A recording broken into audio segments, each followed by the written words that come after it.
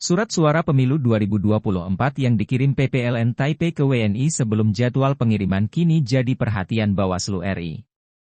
Menurut anggota Bawaslu, Puadi, ada dampak yang lebih besar bila 31.276 surat suara yang sudah dikirim itu masuk dalam kategori rusak atau tidak sah.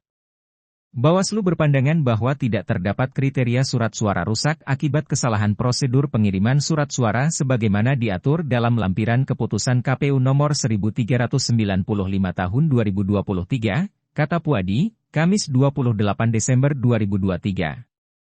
Kemudian yang kedua berkaitan dengan pernyataan KPU tentang 31.276 surat suara yang telah dikirim melalui pos oleh PPLN Taipei kepada pemilih dianggap sebagai surat suara rusak.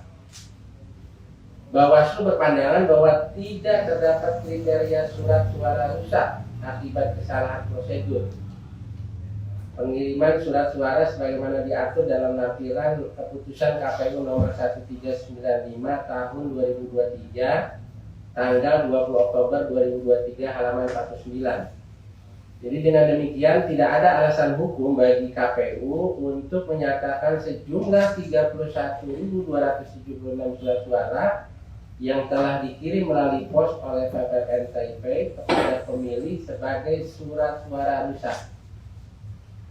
Dalam hal 31.276 surat suara tersebut dianggap rusak dan dikirim surat suara pengganti akan menimbulkan potensi masalah yang lebih kompleks. Di antaranya pertama ini kaitannya dengan berpotensi membingungkan pemilih karena akan menerima 2 surat suara untuk setiap jenis pemilu.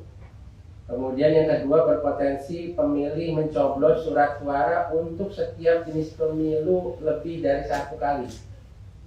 Ketiga, surat suara pos berdasarkan pengalaman berpotensi tidak dikembalikan seluruhnya oleh pemilih. Kemudian keempat, berpotensi menghilangkan hak pilih warga negara jika terjadi lagi kerusakan surat suara.